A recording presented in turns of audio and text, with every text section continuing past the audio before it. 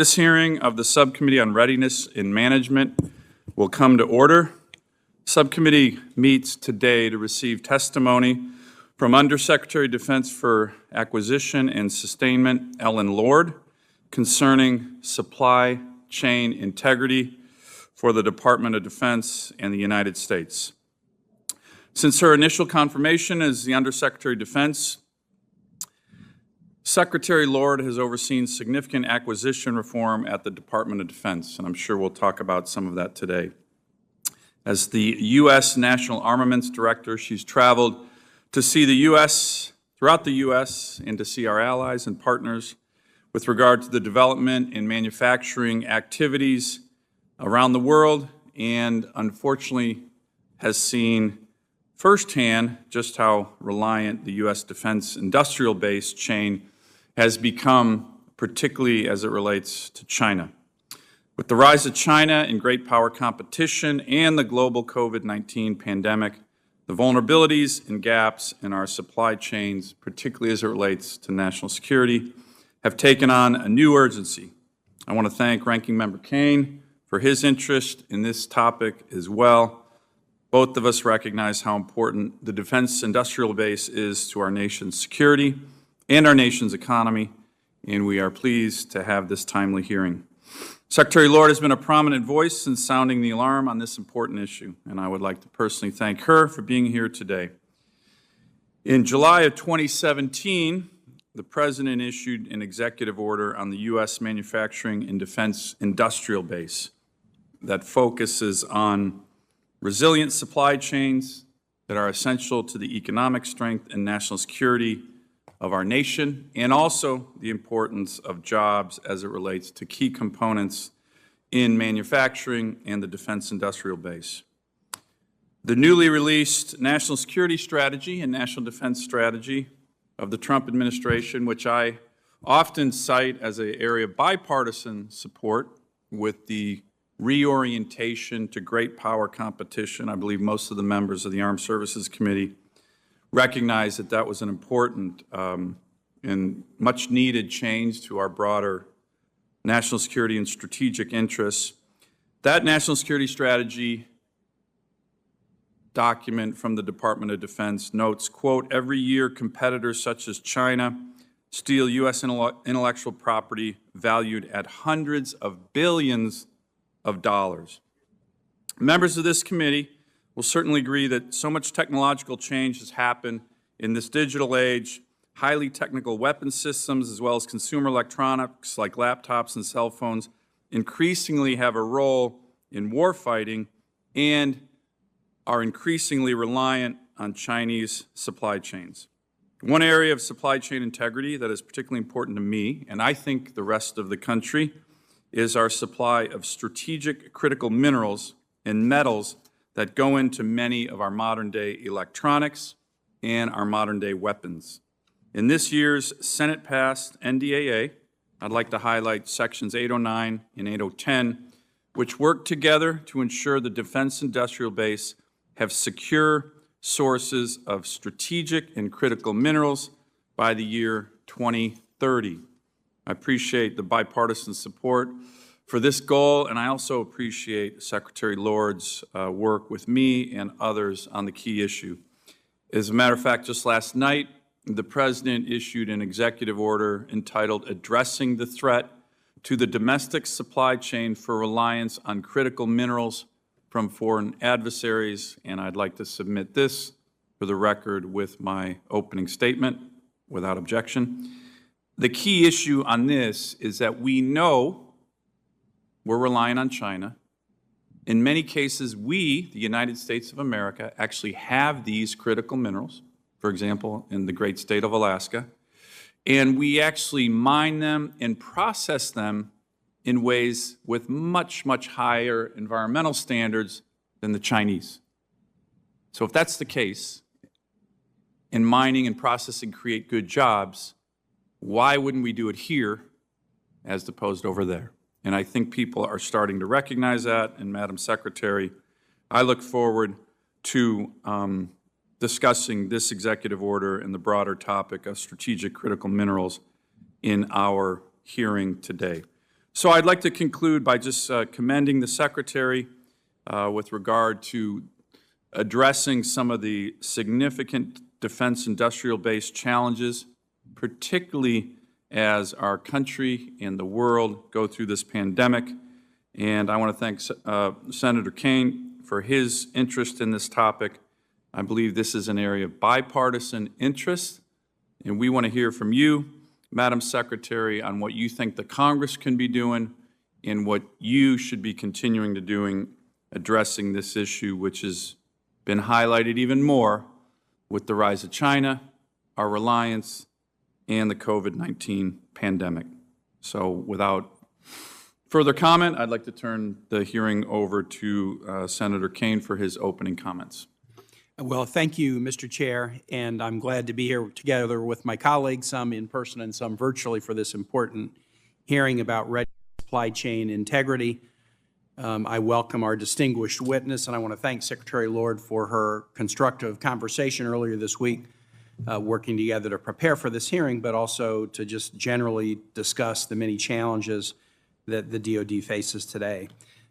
We're all aware of the roles that our defense industrial base plays in supporting national security and in strengthening, contributing to the economic strength of the nation. And many of the hearings of the Readiness Subcommittee, at least in whole or in part, deal with that topic. The health of our industrial base and its ability to support national security needs is under many severe challenges under normal times, but now the challenges are escalating. So I hope today we can discuss those challenges, including the global economic downturn resulting from the COVID-19 pandemic, the way that that pandemic itself affects the operations of our supply chain, the loss of trusted suppliers and manufacturers in key technology areas referenced by the Chair, including microelectronics, rare earth minerals, advanced materials, cybersecurity threats to our companies that result in the loss of valuable intellectual property and national security secrets, and finally, adversarial capital, sometimes sponsored by foreign nations, that find their way into our supply chain seeking to gain control of emerging and innovative high-tech businesses. I also want Secretary Lord to know that we're all concerned about an article that the Washington Post ran recently, which raised questions about how the Department of Defense has used funds provided to it under the CARES Act. And I actually think that this is an issue that's directly related to the topic of today's supply chain integrity, and I hope that the Secretary may address some of the important issues raised in that article so that we can all, not only on the committee, but the American public, have confidence that the Department is being a careful steward of taxpayer dollars, including those provided in the CARES Act. We all want to help address the problems that we see. We'll certainly discuss problems today in our manufacturing and industrial base, but hopefully this is also a hearing that's more about solutions than it is about problems. We'll assess the challenges, but also are most interested in hearing what the DoD is doing to address them and how we can be helpful. So, Mr. Chair, thanks for calling the hearing, and I thank our witness for their service and for being here today to testify. Great. Thank you, Senator Kaine. And Madam Secretary, I'm going to have you issue your opening statement. Please try to keep it to 5 minutes. We will submit for the record a longer written statement. I'm going to apologize in advance. I have a hearing, a very short hearing I need to be at with another committee at 9:30. So if you see me stepping out, you'll be in good hands with Senator Kaine. I will be back very, very quickly. But the floor is yours, and thanks again for being here. Thank you. Chairman Sullivan, Ranking Member Kaine, and distinguished members of the Readiness and Management Support Subcommittee, thank you for the opportunity to testify today on the defense industrial base. The Office of the Undersecretary for Acquisition and Sustainment has released the most substantial change to acquisition policy in the last several decades, called the Adaptive Acquisition Framework, or AAF. It improves the acquiring of warfighting capability and allows DoD to better partner with industry. The AAF replaces the one-size-fits-all approach used in the past, and it includes 6 practical acquisition pathways, each tailored to the unique characteristics of the capability being acquired. And in fact, we do have a trifold that is a good pictorial description of this, which we've made available to you for your reference. Last December, we released our small business strategy, reducing small business barriers to becoming part of the defense industrial base, and to educate small business on cybersecurity readiness. Again, we have provided for you what we call our welcome mat with a guide for business, how to work with DoD with a number of hyperlinks. So for reference, in terms of small business, 24.2% or $75.4 billion in 2019 went to small business in terms of DoD spend. Further, subcontracting was 38.6% in 2019, or $62.3 billion. In other words, there is significant flow down from major defense primes to small businesses. Additional efforts to strengthen our U.S. industrial base include the Cybersecurity Maturity Model Certification, or CMMC program. The interim DFARS rule, published 2 days ago, implements the CMMC framework, which establishes cybersecurity as fundamental to DoD acquisition and secures the DoD supply chain. DoD also released its first policy on intellectual property to support effective approaches and customized strategies for acquiring and licensing IP and technical data rights. DoD can now better support the entire life cycle of its programs. Upon Congress's passing of the CARES Act, we worked closely with executive and legislative branch stakeholders to balance the needs of both the medical and defense industrial base affected by COVID. We are thankful to Congress for providing the authorities and resources that enabled the interagency to invest in U.S. production of critical medical resources and protect key defense capabilities from the consequences of COVID. DoD has supported production of essential medical items and investments in capacity expansion for the medical industry. Following initial investment, the Department, in coordination with the Department of Health and Human Services, or HHS, and the Federal Emergency Management Agency, or FEMA, leveraged Defense Production Act, DPA, Title III funds to mitigate adverse COVID impacts to the DIB. DoD continued to provide vital contracting support to expand domestic production of medical resources, leveraging HHS funding that Congress had provided for the purpose. Of the nearly $658 million DoD has invested in expanding medical resources and capacity, $213 million comes from DPA Title III funds, $427.5 million comes from HHS CARES Act funding, and $17.6 million comes from the Health Care Enhancement Act. DoD has obligated $6.57 billion for the federal COVID-19 effort, and just over 62% of these obligations have gone to small businesses, $4.07 billion. Over 75% of the DoD small business spending has been obligated in the medical category, including drugs and biologicals, surgical instruments, equipment and supplies, hospital and surgical clothing, related special purpose items, and other product service code items. Congress appropriated $1 billion of CARES Act funding for DoD to be executed under the DPA Title III program. DoD has invested $213 million for health and medical resources, such as N95 masks, respirators, and injection technology. $687 million of CARES Act funding is dedicated to saving parts of the defense industrial base threatened either by COVID-19 health or financial impacts. We targeted regions severely affected to sustain vital domestic industrial base capabilities and spur local job creation.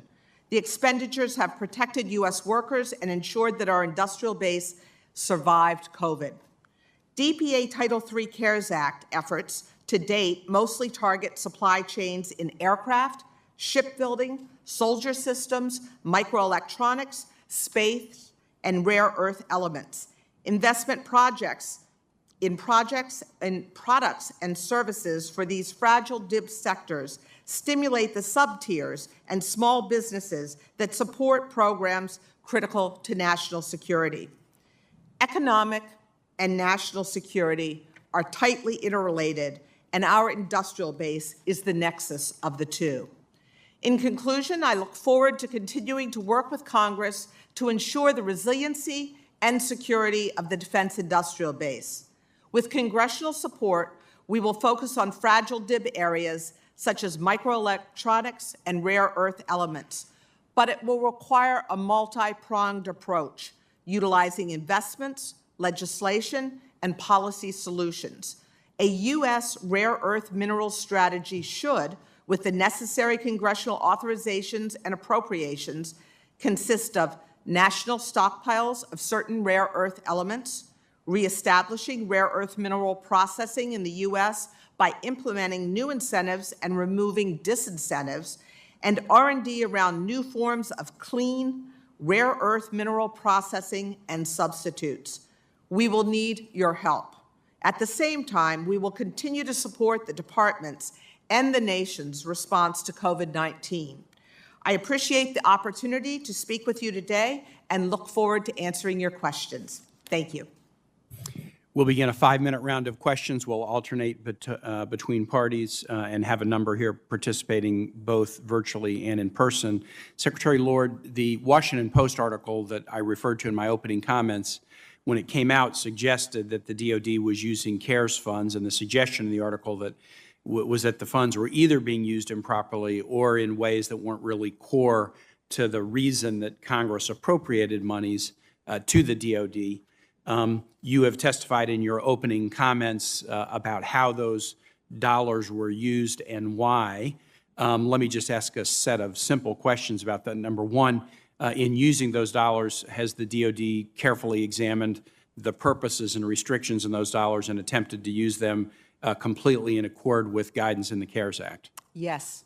Have you, over the course of time before today, has the DoD kept both houses of Congress informed about how the CARES Act dollars were being used? Absolutely. In fact, what I would like to do is enter into the record a timeline of DPA spending, all of the numerous calls and briefings that we have done, as well as hearings. Without objection, that will be entered into the record. And if I could just try to summarize quickly your testimony, the idea is these CARES Act dollars have been used to deal both within the DoD and within our supply chain with the health effects of coronavirus so that we can continue to do the work that's needed, but also to shore up economic damage that is being visited upon some of the key actors in the supply chain so that we won't see an erosion of the supply chain that would hurt our national defense. Is that basically your testimony? Yes, very well said. I noticed the DoD issued a statement the day after the Washington Post article that mentioned many of these things, and I was a little bit surprised that that statement was not really reflected in the Washington Post story. Had that material been provided to the Washington Post before the story was written? Yes, it had. In fact, the Washington Post had 2 different journalists who had been conversing back and forth with my public affairs individuals. What is particularly interesting is there was a very lengthy interview with Stacey Cummings, who's here with me today, who has directed our Joint Acquisition Task Force, and none of that was included in the article, and that's why we very quickly the next day put out the public statement reflecting all of the conversations we had had. Thank you for addressing this. We really owe it to the American public to use the dollars correctly and to be transparent about how they're being used, and I'm glad that you were able to address this morning. Other members may have additional questions. I want to focus on an item that you and I talked about and that you also raised, both you and the chairman raised in your opening statements. COVID has made us look at a lot of supply chain issues in different ways and ask ourselves whether there are elements of supply chains that we need to more bring back onshore to deal with moments like the one we're living in now. Often we attempt to deal or to accomplish that goal through Buy American provisions. And those Buy American policies have been a fairly standard feature of discussions every year in the committee as we do the National Defense Authorizing Act. Would you support policies under which the DoD would work to procure more goods and services from American companies? And if the answer to that is yes, and I'm sure that it is, describe the process that you use at the DoD to determine how and when we should bring more of our supply chain back onshore. So security and resiliency of our defense industrial base is one of my key missions.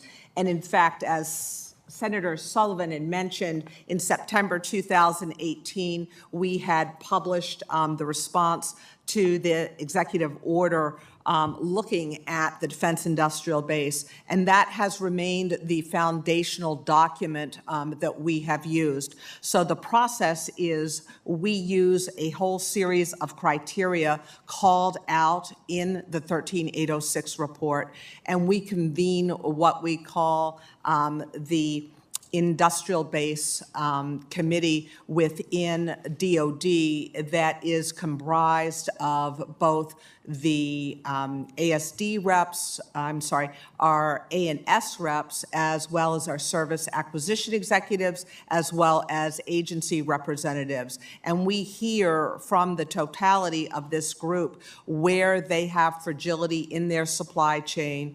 We rack and stack on a weekly basis during COVID. Now it's bi-weekly, where those issues are. So we have a one-to-N list of both specific companies, basically categorized under industry segments, as well as regions that we believe need investment in order to keep those businesses going. And that's an iterative process, and that's how we have determined what we invested in terms of DPA Title III dollars for the defense industrial base. And that guides us moving forward. Thank you, Secretary Lord. My time has expired. I may come back to this in a second round, but let me now call on Senator Ernst.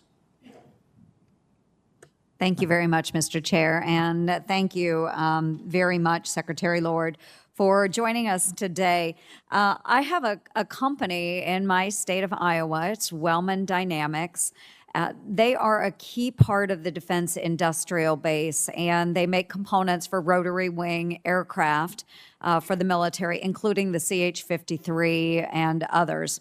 This company was described, but not named, on page 47 of the report fulfilling President Trump's executive order on the defense industrial base as a fragile supplier.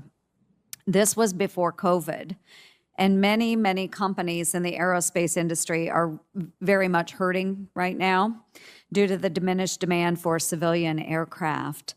So what is the DoD doing to make sure that critical parts of the aerospace supply base in Iowa or anywhere else in America are able to continue through the crisis and are there for our military? So we're doing a number of things. First of all, our industrial policy team, I consider the help desk for industry, and this welcome mat that we provided you a copy of has critical links for how to speak with them.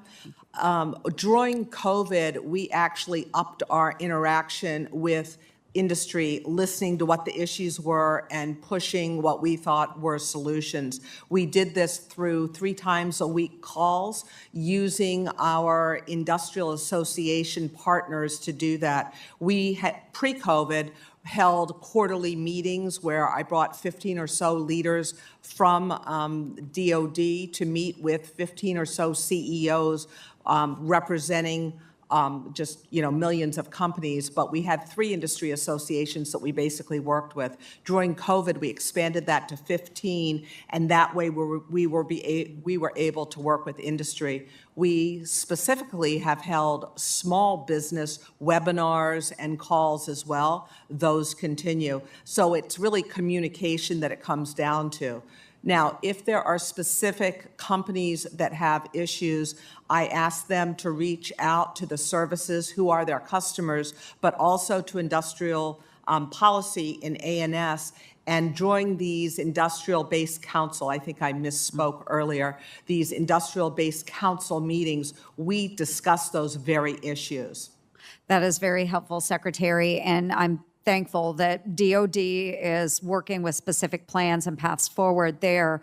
Outside of the DOD, what as Congress do we need to do to ensure that the defense industrial base, especially as we look at the aerospace sector, can survive through the pandemic? I think supporting a lot of the moves we have made within A&S. For instance, we have increased the amount of progress payments from 80 to 90% for large companies and medium companies, 90 to 95% for small companies. We have pre-awarded some contracts. We have basically provided liquidity. In addition, what we need is an extension of Section 3610 of the CARES Act in order to give us the authorization to be able to take care of one-time costs. But just as importantly, we need the appropriation to have the money to do that. So what these are one-time costs when employees were out for COVID, to relay out plant floors so that we were meeting CDC guidelines for social distancing and so forth.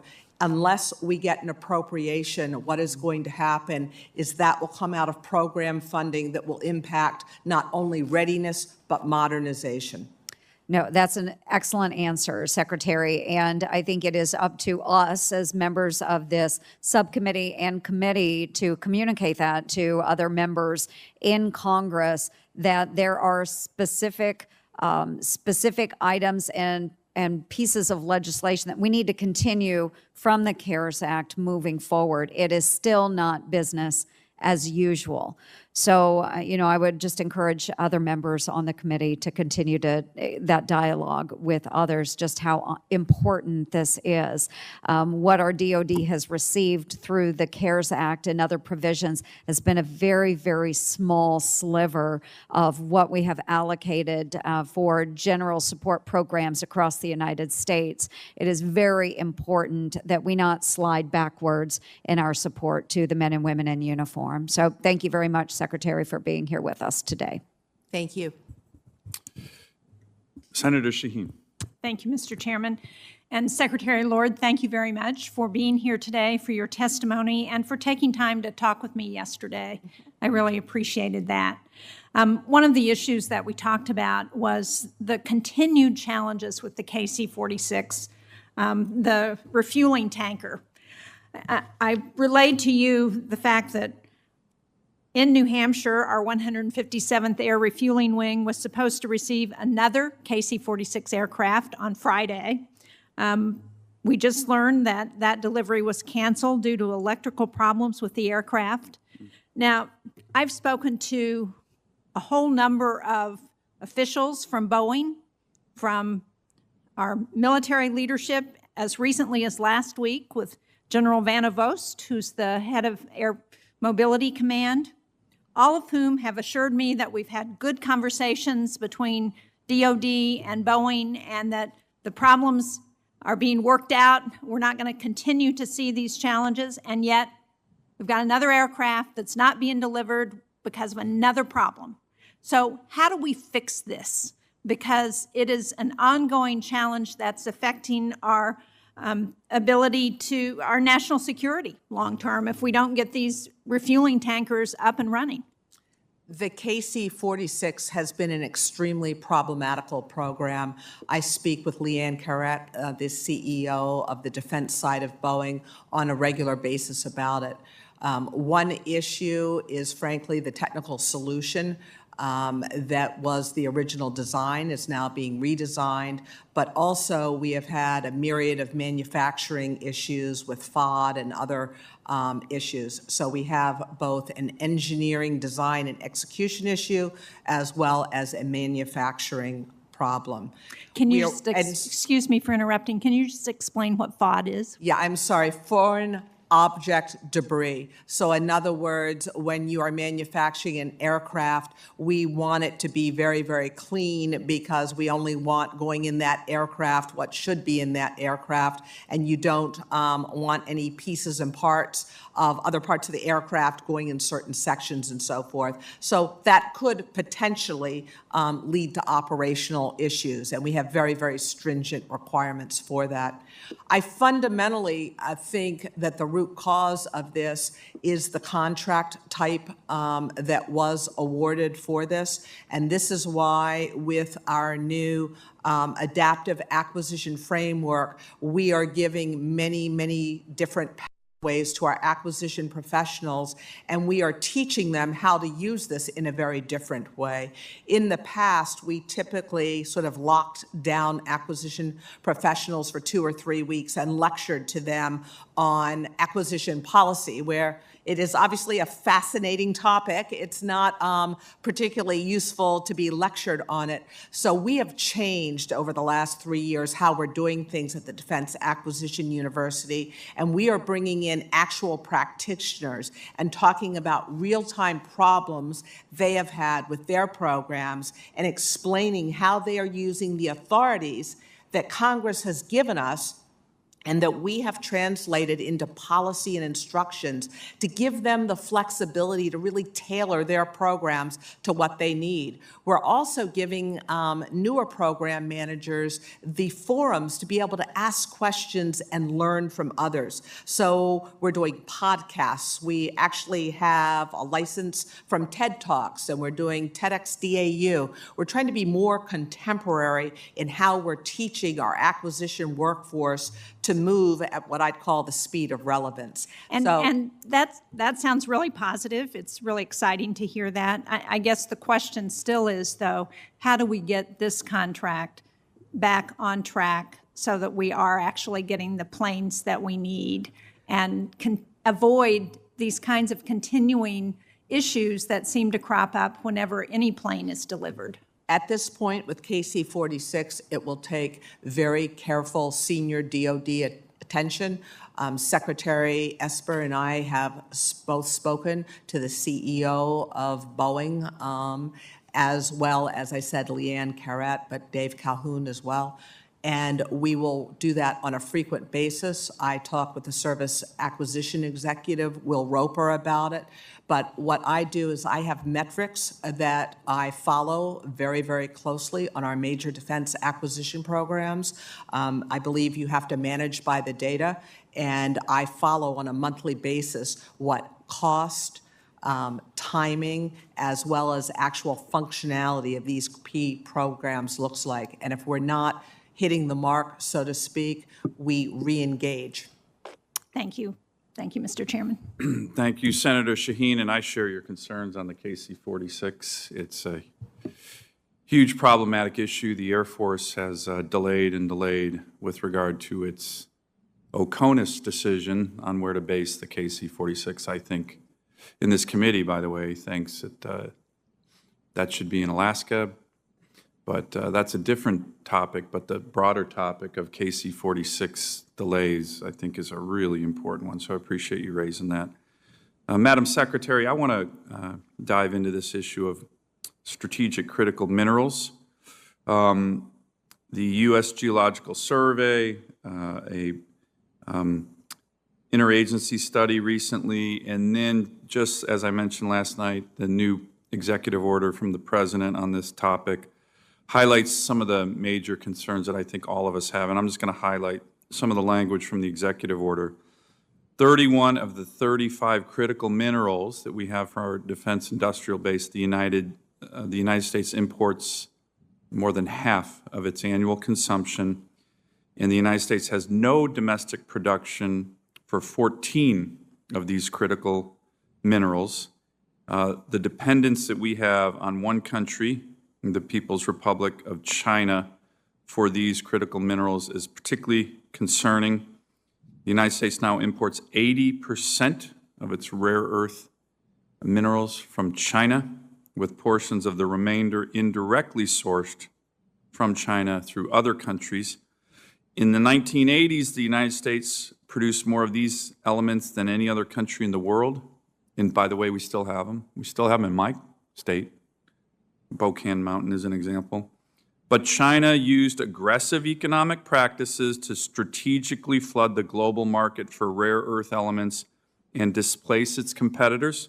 Since gaining this advantage, every time another supplier, whether in the United States or somewhere else in the world, looks like they're going to be able to start mining and producing, the Chinese flood the market to destroy their competition. It's outrageous. And as the President's EO last night highlights, it's a real vulnerability that we have. You may see China doesn't even hide it. In 2010, in a dispute with Japan, they just cut off any rare earth elements and have threatened to do it to us. So can you talk about this dependence on critical minerals and how it affects the integrity of our defense industrial base, and what are we doing about it, either just us or hopefully with our allies, to deter China from these type of actions? Because as I've been saying, it's not a matter of if, but when they're going to do this to us. And as you know, many of our critical weapon systems like the F-35 have enormous amounts of these minerals in them. And we are very, very vulnerable to our biggest strategic adversary in the world, who has no qualms about playing hardball. This is clearly an area of risk. It was called out in the 13806 report. We have a number of tools we can use at DoD, including DPA Title III investments to help reshore this capability to build both the capacity and throughput. We have made a few awards, for instance, on neodymium iron boride that's needed for magnets. We had one award there, and I have about 6 others here. There are a few more that will be coming out in the next couple of days, but we need to build the capacity and the capability to at least process, if not mine as well. We have some other tools that reach out into the interagency, looking at adversaries who are disrupting our supply chain in a variety of ways. So we work closely with Commerce on IEPA standards and so forth. But I would say what we could do today is begin the mining and processing, number one. 2, we can think about stockpiling some more of these. I actually have responsibility for the DoD stockpile. We work through the Defense Logistics Agency on that. And I think, as you know, 50 USC 98 was amended in 79, building on this authority that was created in 1939. We annually put out a report on what's in the stockpile. We look at fragilities. We have targeted rare earths. We also are looking at clean substitutes for some of these. So reshoring, stockpiling, and looking at substitutes. But we need the authorities to move forward with these in some cases, and we certainly need appropriations. When Senator Ernst had earlier asked me what can Congress do to support the fragility of the DIB, one of the things that I didn't have a chance to get to was talking about ongoing authorities and appropriations for DPA Title III. We actually have worked through OMB and have submitted to Congress and hoped to see another appropriation to DoD under the CARES Act, and we actually had submitted $5 billion for another DPA Title III appropriation, because our Industrial Business Council has a very long list of critical fragilities that we are trying to address. Rare earths are a key one. Great, thank you. I think we're going to begin a second round of questioning. Senator Kane. Thank you, Mr. Chair, because I still have a lot of questions. Now I'm really into this topic. So let me raise one, and COVID has been so bad, but I wonder if there's some opportunities that we should explore. I'll give you an example. Many layoffs are occurring globally in the aviation industry because travel is down, and then that's leading both airlines but also manufacturers to do layoffs. Rolls-Royce has a big presence in Virginia, so we think of Rolls cars, but Rolls-Royce is really an engine company, and they are high-end marine and aviation engines. There's a facility in Virginia called Crosspoint in Prince George County, which had about 280 workers that just announced they were shutting down. Crosspoint, very sophisticated manufacturing facility that makes components to high-end civil aviation jet engines. They're closing down because the demand for purchase of these aircraft is, on the civil side, is going to be reduced in coming years. But it is a workforce that has some transferable work skills. And I'm wondering, for example, on the aviation side of our acquisitions in DoD, are we thinking about, when we see Boeing contemplating layoffs or others contemplating layoffs on the civil side, are there things that we could do, say, for example, with existing aviation platform contracts to dialogue with those suppliers about, hey, could we speed up production if we could transform, a workforce that's doing civil aviation components over to the military side? We may be able to advance our procurement of some military assets by taking advantage of and productively using this workforce that's stranded right now. So I'm wondering if you're contemplating that. Absolutely. In fact, we've been working that. You mentioned Rolls-Royce, was with Tom Bell the other day, working with him on F-35 issues. I will tell you both Pratt and Whitney and Rolls-Royce have looked to the defense side of the house, if you will, and they have been able to catch up on some issues, and we are looking at pushing forward. I mentioned that we have done industry association calls, pulling in many, many different industry representatives over the last few months with a much greater frequency than previously. We talk about these very issues, how we can take the drastic slowdown on the commercial side and leverage that on the defense side. We have actually worked with each of the military services to have early awards of some contracts to, again, both help with liquidity at the companies as well as retaining the workforce, because these skills are not generated overnight, and quite often on the defense side, we need clearances to work on some of the products. And if we have a situation where these dual-use type companies, if you will, that service both commercial and defense aviation, if they lose a significant portion of their commercial business, their overhead rates are going to go up significantly as well, and the defense cost is going to go up. So we are trying to create as large a base as we can and actively working with each of those companies. Thank you for that, Secretary Lloyd. Just one comment and then one final question. Comment about your point with respect to Section 3610. I share your view on that point, and I think this is now a little bit of a cross-government point. There's all sorts of funding in our Appropriations Act, could be for grants through the NIH or funds to universities, or HUD gave out an award where the money was supposed to be spent by a certain time. Section 3610, contracts were supposed to be done by a certain time with outside contractors. COVID has dramatically changed the timing, the ability of folks to act in a timely fashion, and it's my hope that Congress will recognize that and continue to allow flexibility in use of funds even past a time that may have been the allotted time or the agreed-upon time pre-COVID, because COVID's changed the reality. And I see I'm getting these requests from local governments and research institutions. I think the Section 3610 issue is kind of fits in that category, so I share your view that we should try to be flexible with that. Here's the last question I wanted to ask you. Last year's NDAA required the Department to compile plans to mitigate and adapt the effects of extreme weather on our bases. These are called military installation resilience plans.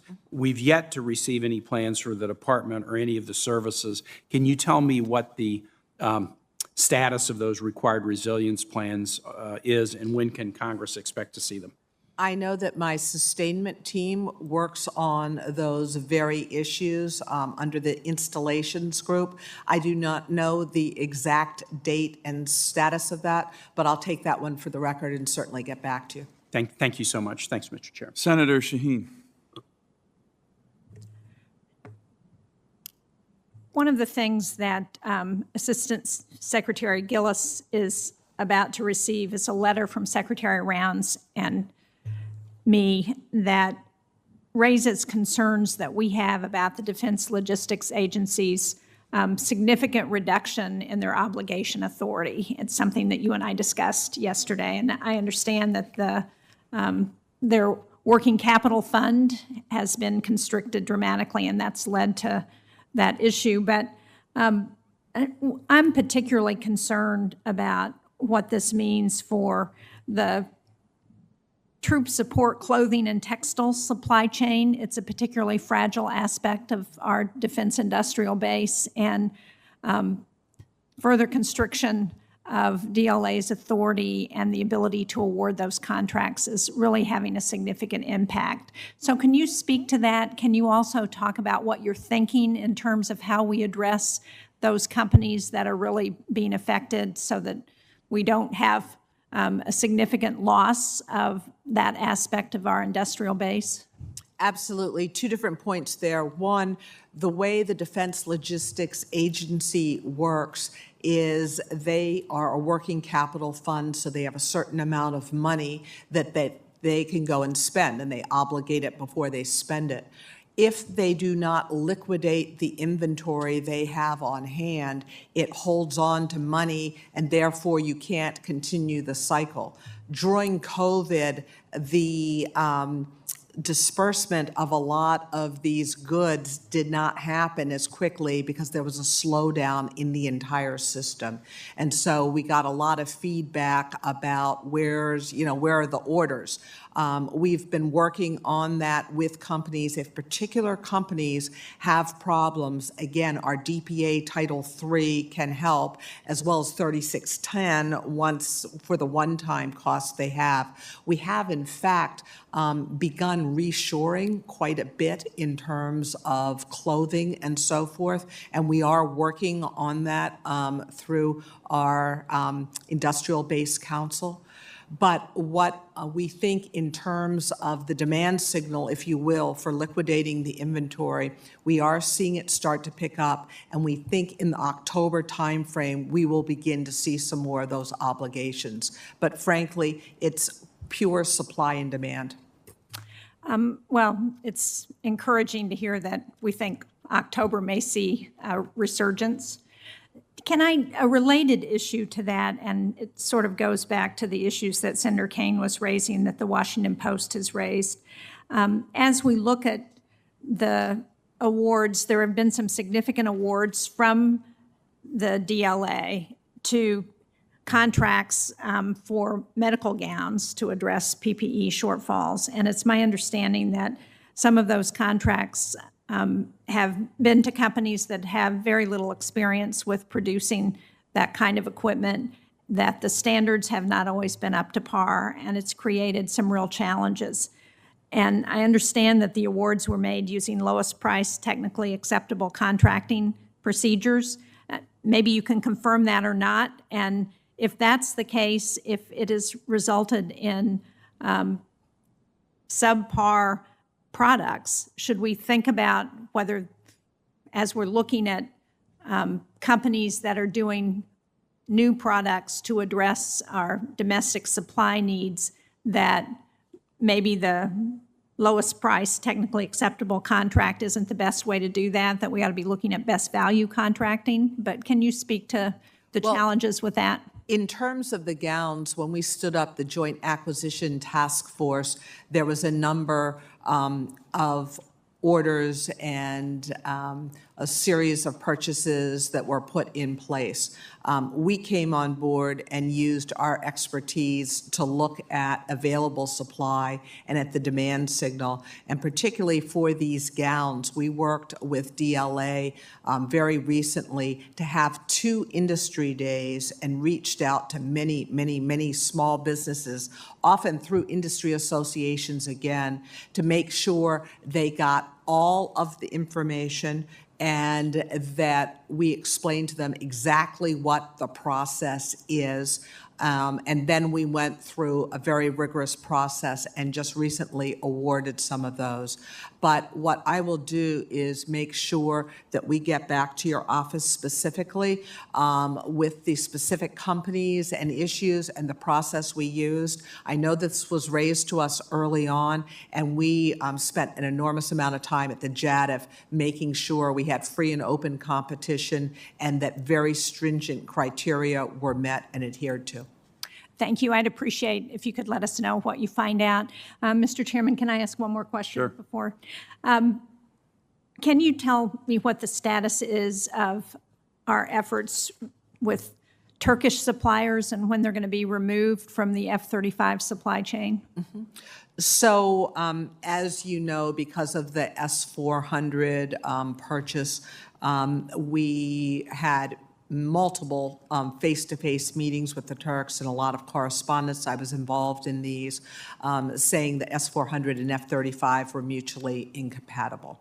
And we said that there were some boundary conditions. If the Turks took delivery, we would then remove the supply chain. We estimated it would be about $600 or $700 million in non-recurring engineering to begin to do that. We did actually begin the works prior to announcing that we were withdrawing from Turkey. When the S-400 actually was delivered to Turkey, we then very overtly began the work. Prior to that, we were quietly doing some things.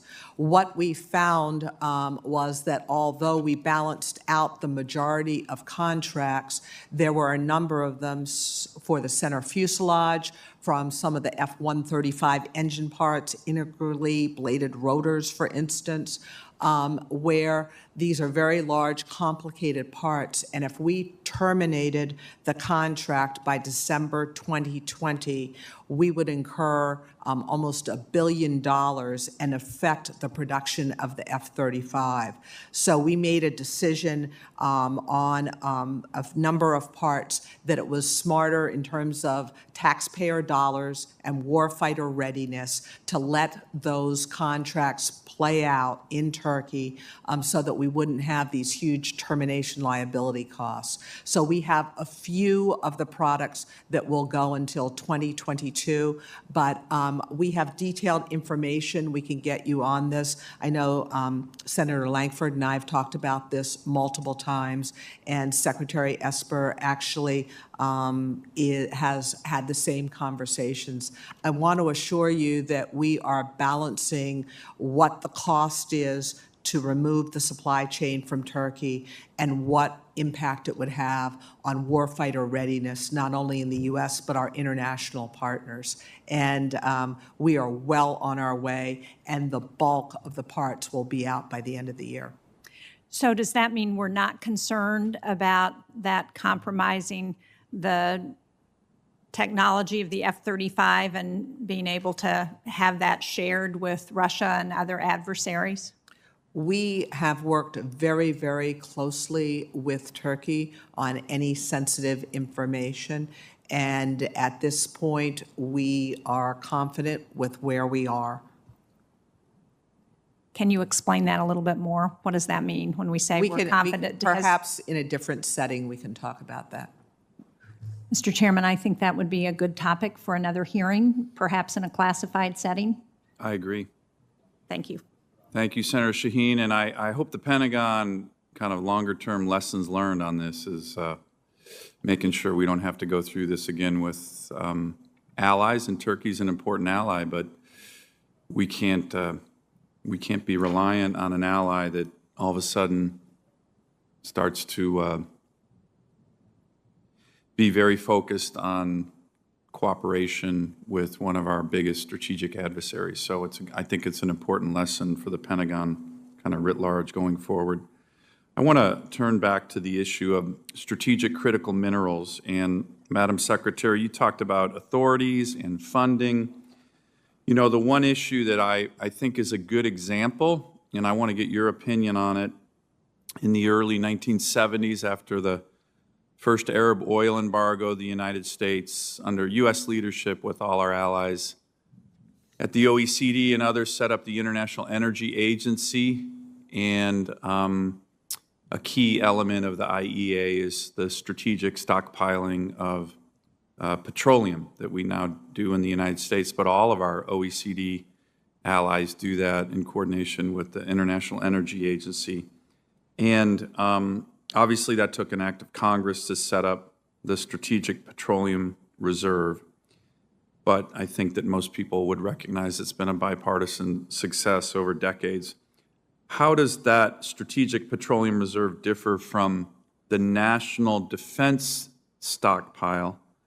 And should the National Defense Stockpile be expanded to take on a role similar to the Strategic Petroleum Reserve? Would you need, you mentioned authorities or funding? Is there a pathway to make that happen? And let me just mention that would, of course, provide security, but also market certainty.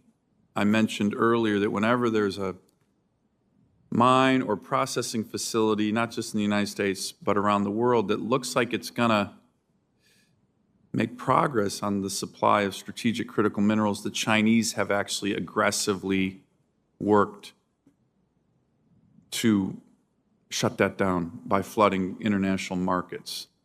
So this is an important issue for national security, economic security. What's your thought on that, and how could we implement something like that? Or are we already doing it? Do you have the authorities with the National Defense Stockpile?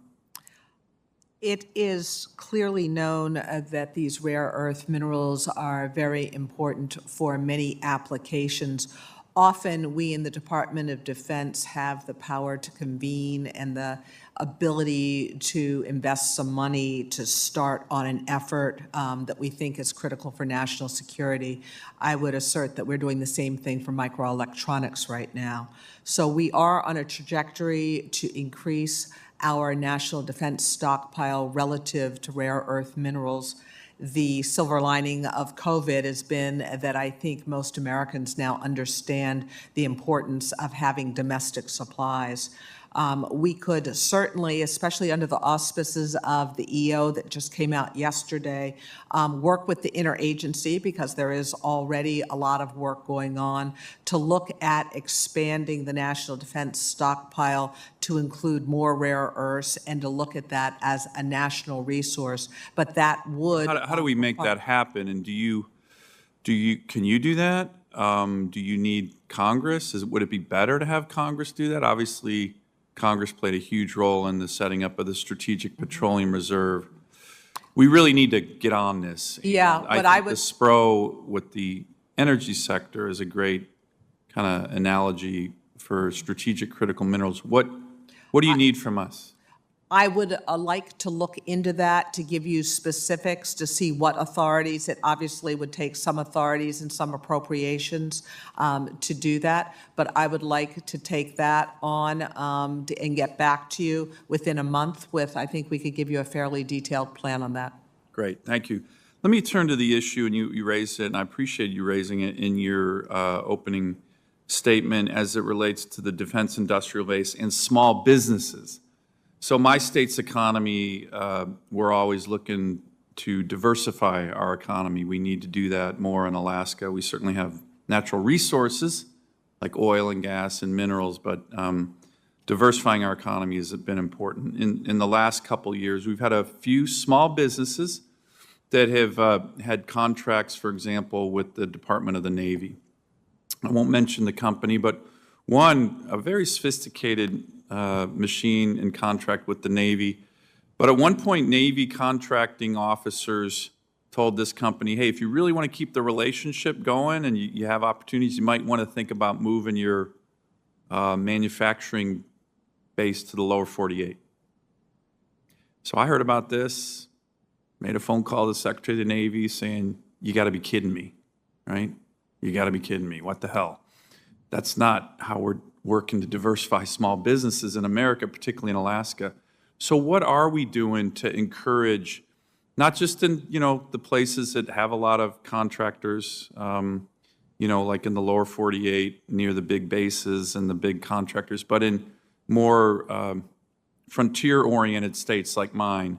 What are we doing to help those kind of businesses? And my goodness, I certainly hope you can send through the chain of command of the Pentagon.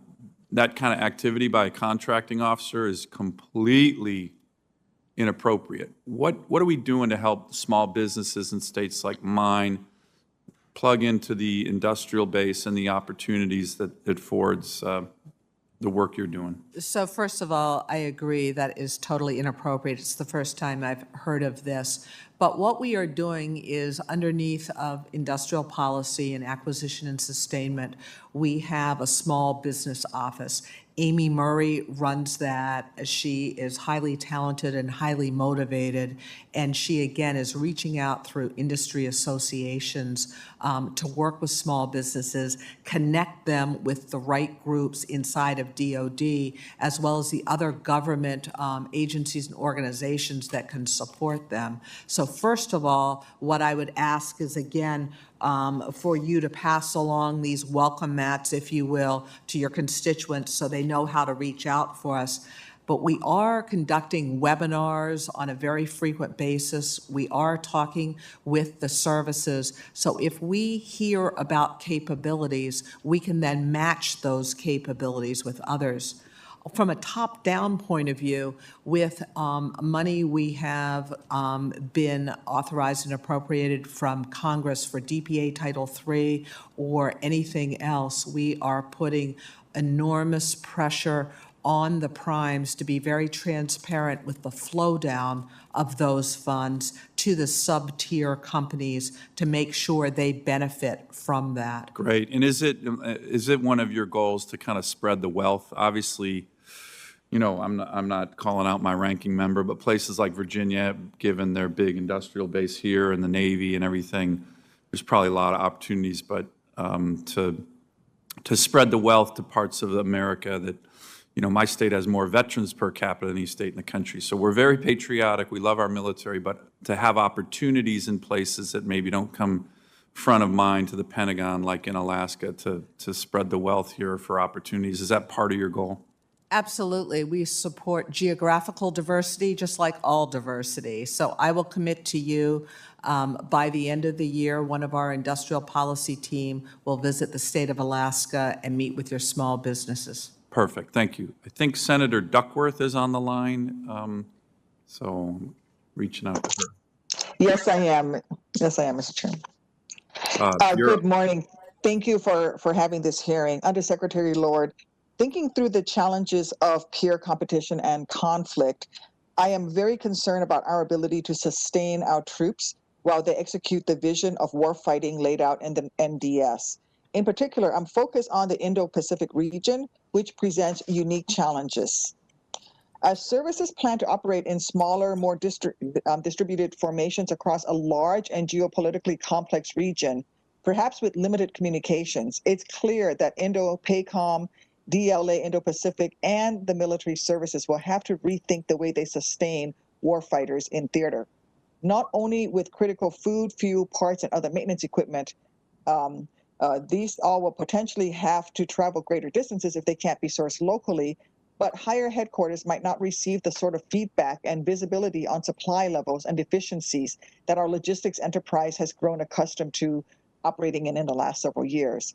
Undersecretary Lord, from your perspective, what are the biggest challenges to ensuring that the supply chain can respond to the needs of distributed warfighters in the Indo-Pacific region? So, Senator, this is a key area of focus for the department.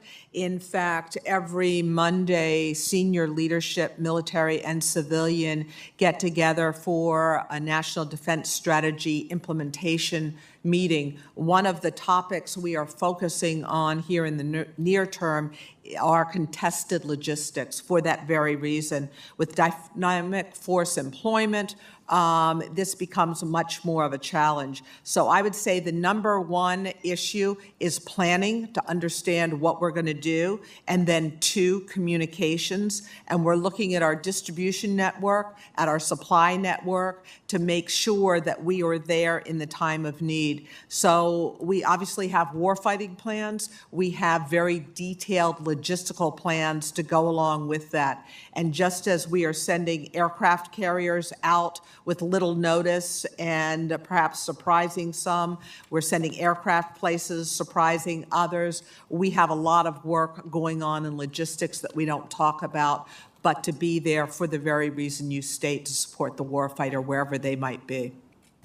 Are there any particular procedures or programs that we should be considering to address these challenges? I will tell you, That's a very, very important question and offer. I would like to take that for the record and come back to you in the next couple of weeks, because we are actually convening some very critical meetings on this topic literally in the next week or two. Wonderful. I would love to be read in on the follow on to those meetings, please. Very good. Thank you. And I know the department understands the risk, as you said, of our supply chain posed by competitor nations and potential adversaries. I'm pleased to hear that the department has been taking more offensive steps to shore up our supply chain, from encouraging domestic production of key products and systems, as you've already mentioned, reducing international independence, to working with allies and friendly partners to mitigate risk to that supply chain. These and other efforts, I think, really display good foresight. However, I am concerned about our ability to actually deliver sustainment to our troops in a peer conflict. While the Indo-Pacific region poses some particular challenges, I believe that our logistics enterprise needs to be prepared to operate in a contested environment on a global scale. Are we prepared to deliver necessary weapons and sustainment to a broad footprint of forward-based troops around the world within a contested environment? And how does our supply chain need to evolve to meet these challenges? We are developing those plans right now, and perhaps in a different setting, at a classified level, we could talk about that a little bit more. Thank you. Mr. Chairman, I would love to have that hearing in a classified environment if you would consider it. Yeah, I think that's a growing consensus, Senator Duckworth, on this hearing, that we will do that. So thanks for weighing in on that. I have one more just quick set of questions. I think one more senator's trying to jump in, and if we get him on time, we'll do that, and then otherwise we'll wrap up this hearing. Appreciate, again, Madam Secretary, your hard work on a lot of these issues. I want to talk about kind of the more directly related to the issues of COVID and how we're trying to get through this pandemic, and the important role that DLA and others are playing in this regard. Let me ask two questions. One, and I don't know if you've thought about it, but one of the things that I've heard back at home with regard to testing is these kind of continued challenges with the reagent supply. Has there been any focus on you or others taking a more aggressive approach with regard to the industrial production of that critical aspect of testing? That's one question. And the second, with regard to the possibility that hundreds of millions of vaccines will be needed to be distributed to the U.S. population in the coming months and next year, our government is going to need a massive coordinated distribution plan to get vaccines from assembly lines to American citizens. What is DoD doing to ensure that they can help distribute vaccines, and hopefully we'll see those soon, that are safe and ready, that are likely to be available, but logistically, we have a big country. What are you doing on that? Because I think the Department of Defense can play an important role in that regard. So testing, reagent, vaccine work are my two questions. Testing reagents is an area that we are working with HHS on industry expansion and throughput. We are investing CARES Act money using all the input from a team that we are sitting with at HHS to prioritize. We work with Asper, Dr. Cadlick at HHS, and then we go and place those orders both for industry expansion as well as assisted acquisition for the production of those. And I can take a question for the record here and get back to you with some specifics around that. So there is a lot of momentum right now in that area, and quite a few awards that are being made. On the second question, in terms of distribution of vaccine, as you know, General Perna is working at senior levels of Operation Warp Speed that is looking at that distribution. We have many military individuals detailed to that effort. So Operation Warp Speed is leveraging our military know-how and infrastructure. The White House right now is deciding exactly how that distribution plan will work, but we stand ready to support that. Thank you. I believe Senator Jones is on the line. Senator Jones. Thank you, Mr. Chairman. I appreciate the opportunity here. Thank you for being here. Secretary Lord, the Chinese Communist Party strategy that is known as the military-civil fusion harnesses output of China's civilian economy for the benefit of defense. Do you have any concerns that the Chinese are attempting to infiltrate U.S. companies throughout the supply chain, both with employees and investors? And have we seen any instances of that within our defense-related companies? I am absolutely concerned about Chinese infiltration at every sector of the U.S. economy. And in fact, we spend a lot of our time dealing with cybersecurity, in large part due to China. That's why we just rolled out our CMMC certification. It's why we look at cyber hardening of our weapon systems all the time.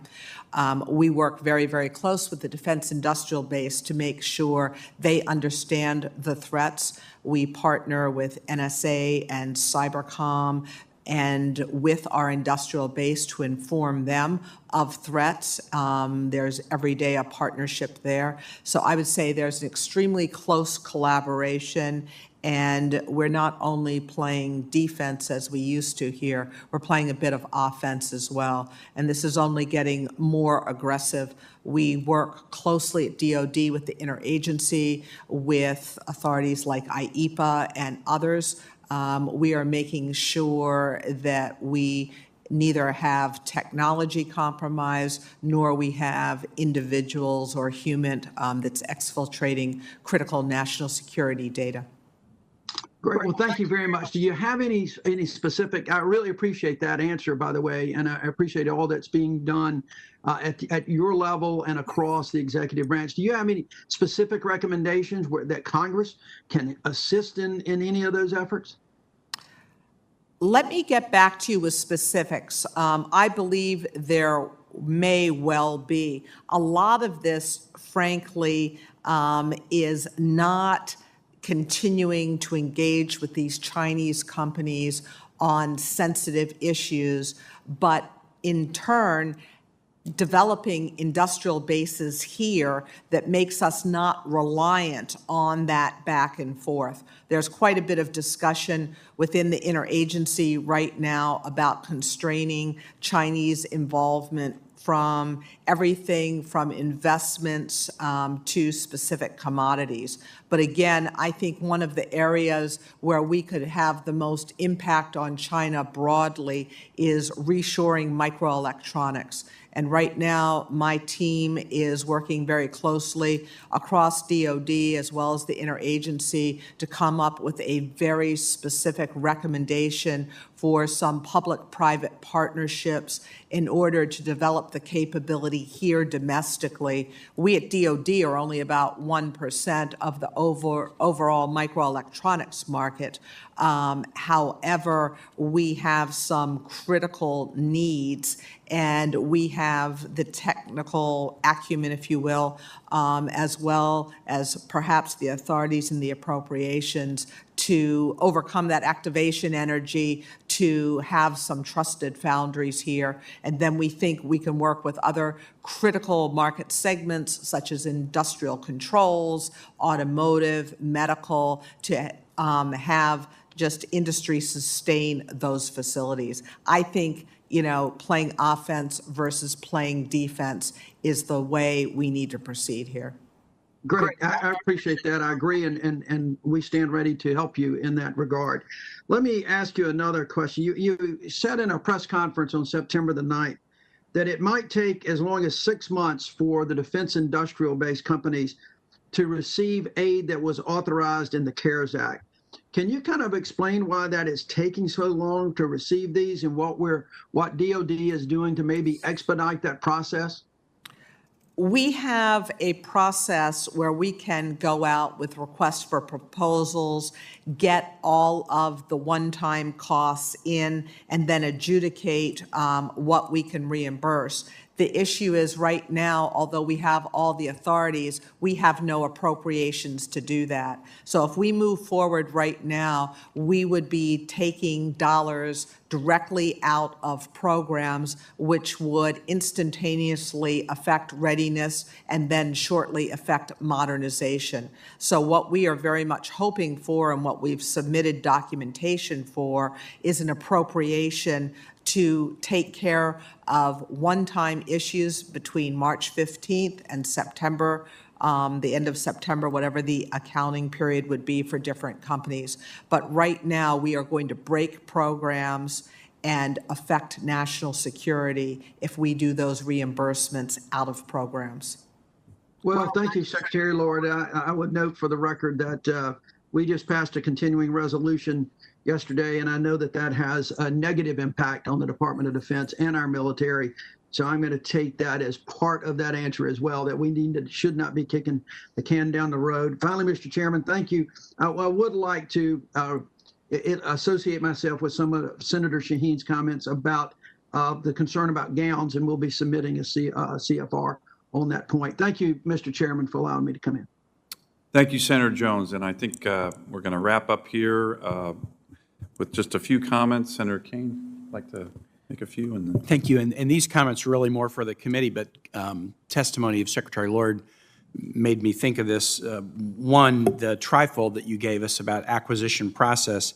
You have these 6 tenets at the top, and one is empowering program managers.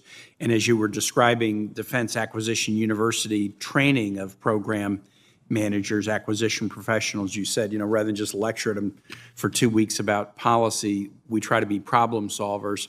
One of the things, Mr. Chair, that I guess having been on the committee for a while, that I don't yet feel like I have confidence in my being up to speed on this is, what lessons are we learning from acquisition failures or successes? So KC 46, from the very beginning in the competition, there was all kinds of challenges. Somebody went to jail with one of the bidders, I think, way back when the competition started, got canceled, got rebid. There was big fighting about it. What lessons have been learned from that? And have those lessons been lessons that the Air Force has learned? Have they shared it more broadly across the DoD family? What lessons should we take from that? F-35, very good idea. Let's have a platform that could be used by multiple services, and why not allies too? Because interoperability is a good thing, and cost sharing is a good thing, and yet making that platform available and seeking investment from all these allies led to security vulnerabilities, and this quirky situation that's so upsetting with Turkey right now is going to cost us a lot of money and pose security risks. The Ford class carrier, if you're going to do a new class of carrier, do you make everything new at once? Do you do the hull and the propulsion system and the communication system and the elevators and the arresting gear and the catapults? Do you do it all new, or should you do some of it new, and then once you've got that down, then you start to add in subsequent ships in the class some of the other innovations? Then there's positives.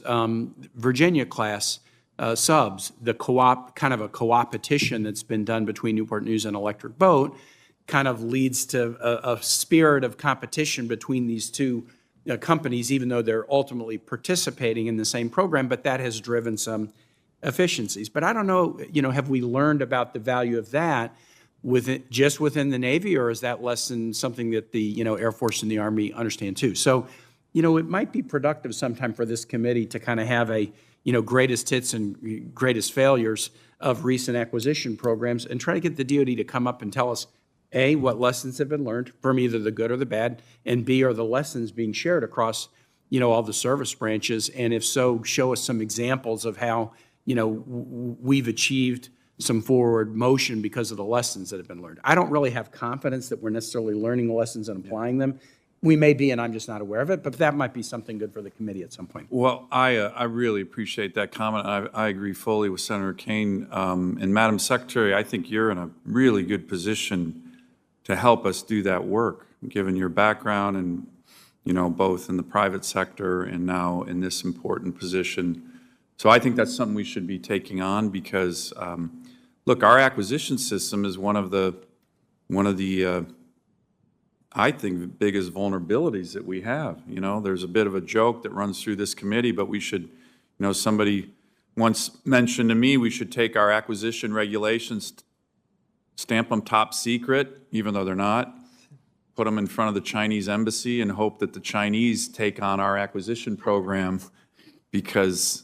and let them learn the bad things that we do here, because it's not helping us and it's hurting us. And I think that there's a lot of lessons learned that we can do, but when you look at an RFP for a next generation handgun pistol for NATO and it's 450 pages, you know something is wrong with the acquisition system. It's just, so I think it would be great to be able to do that. I think you would be an outstanding point person for the ability to do that, lessons learned, good and bad, and then how do we implement them? A lot of that would require changes to the law, and in my view, getting rid of entire levels of bureaucracy at the Pentagon, which, you know, causes a lot of these problems. Well-intentioned people, though, who are in a system that is not helping our nation act nimbly and quickly as we have to address the challenges of great power competition. So I do want to just thank you again. You know, I think with the issues, as you're seeing here, this is very bipartisan. The whole issue of supply chains, the rise of China, COVID, it is outrageous that we are so reliant on the Chinese right now. Their calculated attempts to keep supply chains dependent on them has to stop. And I think you're in a perfect position to do that. I think there's strong bipartisan support and resolve to help the Department of Defense do that and to create supply chains that not just secure our national security, but help American workers. These are all great jobs. Mining, the mining sector in my state has the average wage of $100,000 per worker. These are great jobs. And we do it better than anybody else with higher environmental standards, clearly than the Chinese, who trash their environment when they mine. We don't. So we should bring that home. And I think we have a great opportunity here. So again, I want to thank you and appreciate my colleagues' interest in this hearing. I do think that in short order, we should probably be redoing this at a classified setting. But with that, I want to mention any questions for the record that will be coming your way. We respectfully request that you try to get back to the committee with answers within 2 weeks. The record will be open for that amount of time for additional questions. And with that, I want to thank the Secretary again for her testimony and her service to our nation. This hearing is adjourned.